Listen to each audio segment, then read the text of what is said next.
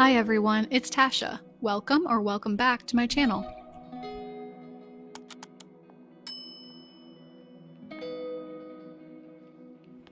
So let's dive right into some Christmas thrift flips and DIYs. Now, some of these involve thrifted pieces and some don't even require that.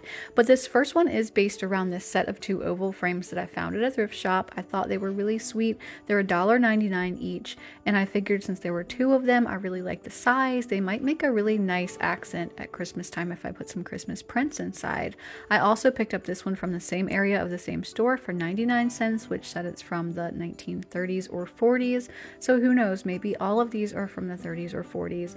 I had some art printed out on photo sizes at CVS, and while I was there, I also printed this poster, which I wanted to show you. CVS often has codes where you can print things for a really affordable price. This poster that's a 16 by 20 ended up only being $5 with this particular sale. So I just wanted to point that out. I'm not affiliated with CVS at all.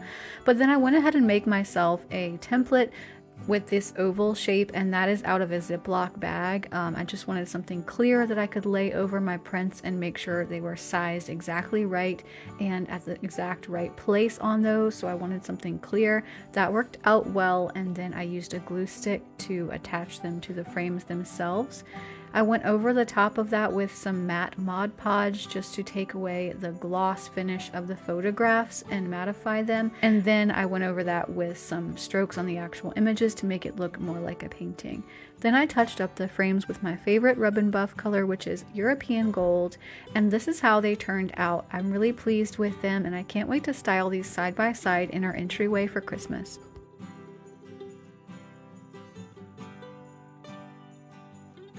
And next up is a little DIY that doesn't require the thrift store at all. You can get a sprig of rosemary either from your yard if you're someone that grows it, or from the grocery store even, as long as it's a nice long sort of piece.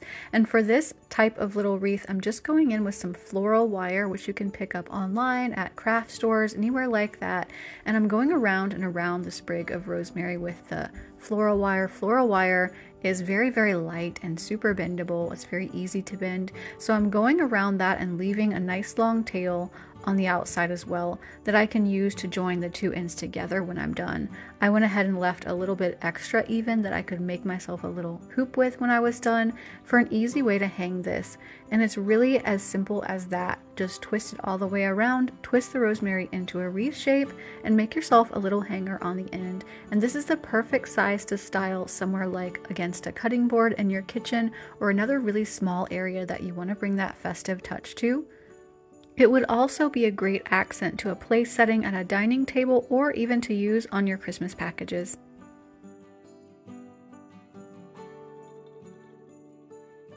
Now the next DIY is one that I mentioned a couple of weeks ago on the channel when I showed you all of the Christmas items that I picked up over the summer and spring months. And so I found this set of these little houses and town villages that all go together. They're all ornaments. They're technically bells, and they're kind of cute, but I looked them up. They weren't very special or collectible. So I decided I was going to give them a little facelift, in my opinion, by painting them all white just to make that really modern set. I thought that they were a pretty good price. This whole bag was only a few dollars from the thrift store and had some other miscellaneous items in it as well. So instead of just white paint, I went in with some epoxy enamel, which is meant for appliances. So it's a white color, but the difference between this and regular paint is this dries very, very hard and will be extremely difficult to scratch, unlike regular spray paint, so that I can put these in storage and bring them out again year after year without worrying about them getting banged up or chipping. I think that these look really pretty when they're done, and I know this white style probably isn't for everyone, but I really like the way these turned out. So one of the things I love to look at in the thrift shops before I leave is the fabric and the different textiles. You can find some really pretty fabrics, either big swatches of fabric or items that are made to be one thing, but you could use them for something else. You might remember this set of cloth napkins and this tablecloth that I found over the summer months. They are such a pretty pattern, and also they just so happen to be really on trend with the colors, the plaid, the vintage look for this year. So one of the things I'm going to make out of the tablecloth, since it doesn't fit my table, is a stocking similar to this one, which you may have seen at Target. it. It's a pretty good price, but it's already sold out. I love the ruffle look of it, so the first thing I'm going to do is make myself a template in one corner of this tablecloth fabric with a stocking that I already own. I'm just using a piece of fabric chalk to do that and cutting it out and then making myself 2 pieces to get started. Okay, so I have my 2 different pieces cut out for this first stocking. I did one and then I used that as a template to do the other. So how I'm going to sew these is just to basically put them together so that the right sides, meaning the nice looking sides, are facing together. So in other words, the bad sides are outward. Line those up as perfectly as I can and then use my sewing machine to stitch. For these, I'm just going to do maybe like a 1/2 inch seam all the way around, and then you just flip them back so that they're right side out. So if you're someone who's new to using a sewing machine, then you should know that you're definitely supposed to pin these 2 pieces together before you start. You should put pins in them horizontally and then pull each one out as you get to that section so that it stays lined up. That's what you're supposed to do. I really hate pinning, so I tend to skip it whenever possible, and I feel like it's possible now because I'm going to be slow going with this anyway since there's curves and everything. So I'm just going to eyeball it. I'm going to make sure that my edges stay lined up as I go, and I'm just going to do a seam that where the edge of this lines up with my foot, and that's how I'm going to visually guide this, just keeping the foot up pedal right here lined up with the edge. I'm going to start at the top and go all the way around and end on the other side. So I'm trying to keep this as simple as possible because I am not a professional seamstress and I just want to get this done in an easy way.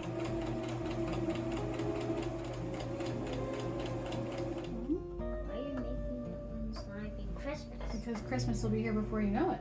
That's why. That means I'll soon get to start decorating my Christmas tree. Yeah, it won't be too long. Don't worry about that.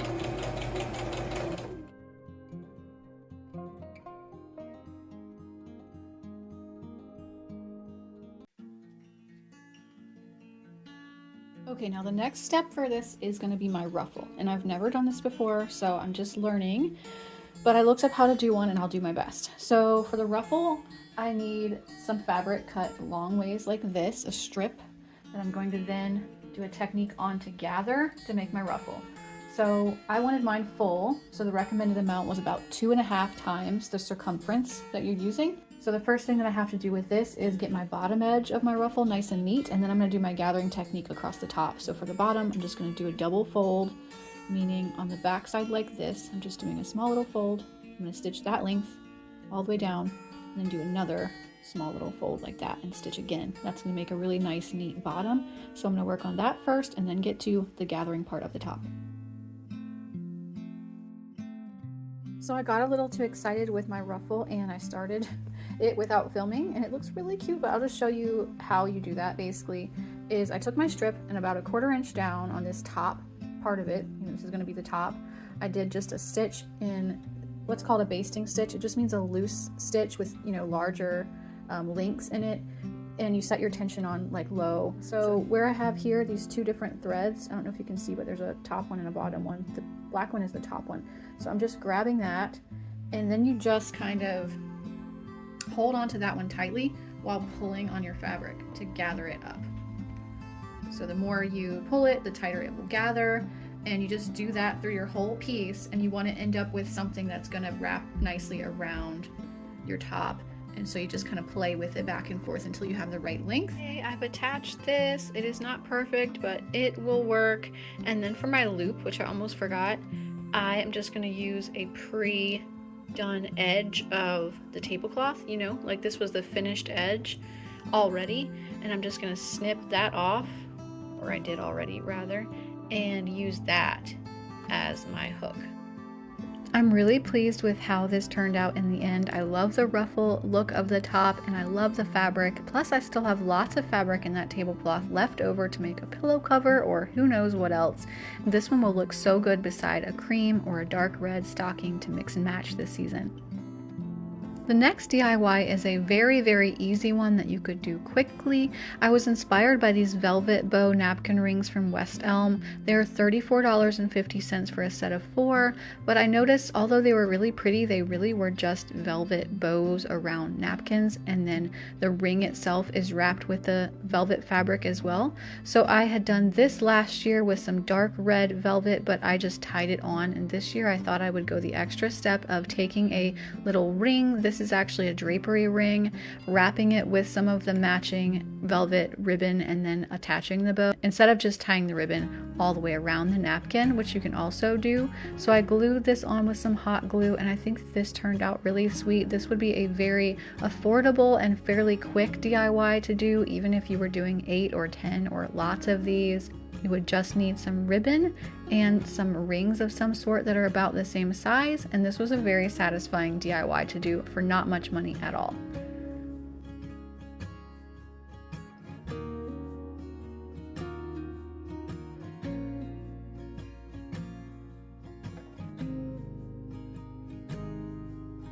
Have the Mod Podge out, I'm going to try another project. I found some individual ornaments at one of the thrift stores near me for just 25 cents each for this bigger size, which was perfect. To try this out, I'm just going to be using some of this gingham fabric that I have. It was a curtain panel originally, and I've cut it into strips. I'm just going to be covering this up kind of like lampshade style, if you can picture that, and applying strip over strip all the way around this. I think it's going to make a really nice accent ornament, so let me give that a shot. The way that I decided to do these was to use a little dab of hot glue at the top end of each of my strips of fabric, and then apply Mod Podge going down in a line all the way around the ornament where I could just lay the fabric. The Mod Podge is pretty sticky, but the hot glue at the top really made it stay very sturdy while I wrapped it around. Then I applied another dollop of hot glue at the other end at the top as well. With the Mod Podge, you don't have to worry about going over top of the other fabric because it's going to dry completely clear, which is really convenient. Since I already own the fabric and the Mod Podge for this one, I really only was paying the cost of the 25 cents for the ornament, and so I think that was a great price to try this out. I think it looks really sweet. You might want to give this one a shot this season.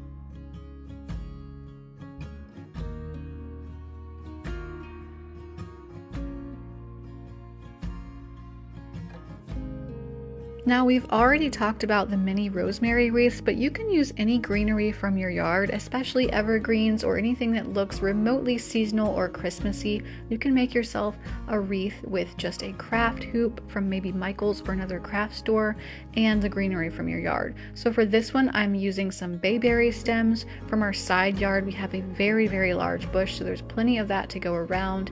And I'm just using, again, that floral wire, but this time I'm just using it in short sections to secure different points of this bayberry stem to my metal hoop. I'm tucking one end of the stem into the last hoop as I go, so it's one continuous circle, and I used about 6 pieces for this one. Of course, you can hang these just like you would any wreath, but my idea for this year is to actually use this as sort of a charger underneath your plate. If you have the right size, the greenery will stick out a little bit from around your plate and give it this very wintry, ethereal feel that I really love. It's got a woodsiness to it, and bayberry stems in particular really have a very strong Christmassy smell that's kind of hard to describe. It is so beautiful and it smells wonderful. Now for my next DIY, I'm getting out my air dry clay. I have a tub of this, and a little bit goes a long way, especially with small crafts. And so I had this idea that I might make myself some gift tags as well as some place cards. So what I'm using are some of my Christmassy cookie cutters, and I'm just kind of going with whatever feels right at the moment. I thought I might make a simple circle with a scalloped edge as well as some more traditional Christmas shapes.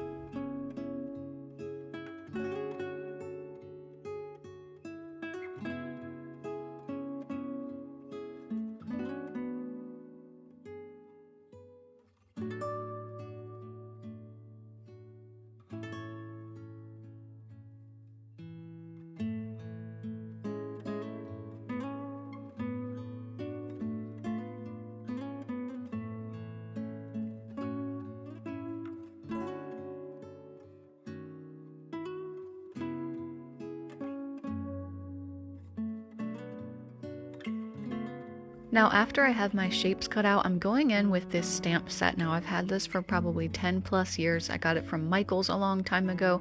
It's just all the letters of the alphabet. They're all lowercase letters, and I use this a lot. In this case, this worked really great to make an impression into this clay as well, and so it was perfect. I feel like this gives you a nice chic monographed look, but it's still very charming, very personalized. Now you could use things like these as tags for your stockings. You could use them for gift tags, or even at your table settings for place cards in some fashion. I'm just using a straw to put a hole in so that I can put some ribbon or string through, and I think this is a very simple DIY to try this Christmas season.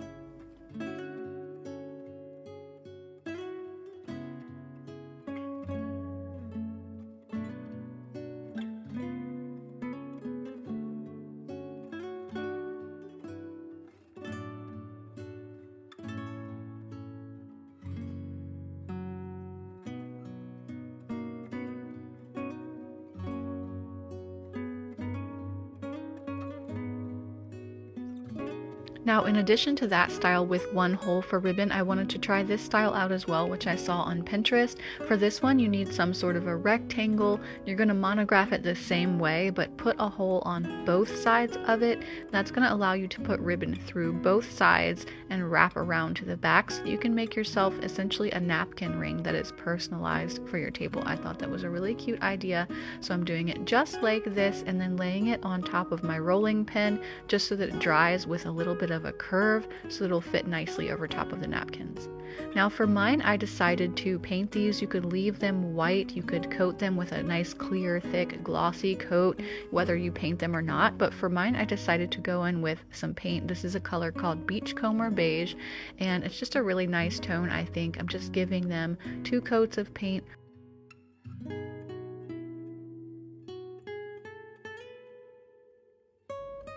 And then I'm going in with this triple thick crystal clear glaze, which is a wonderful product, and it just gives them a nice shine. It makes them look almost like ceramic. I think that these turned out really well. This is the napkin ring one that I was describing. It's just a very charming touch and very simple and affordable to make for your guests this Christmas season. Also, the gift tags turned out really well. I love them paired with a velvet ribbon, for example. These will look really high-end on top of gifts.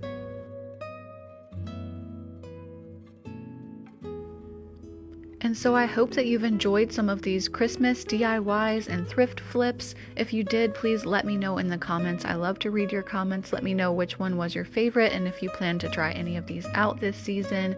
I also wanted to share with you something that I just learned, which is that in addition to the thumbs up button and the share button below this video, if you keep going to the right, there's a newish feature called hype, which I just learned about.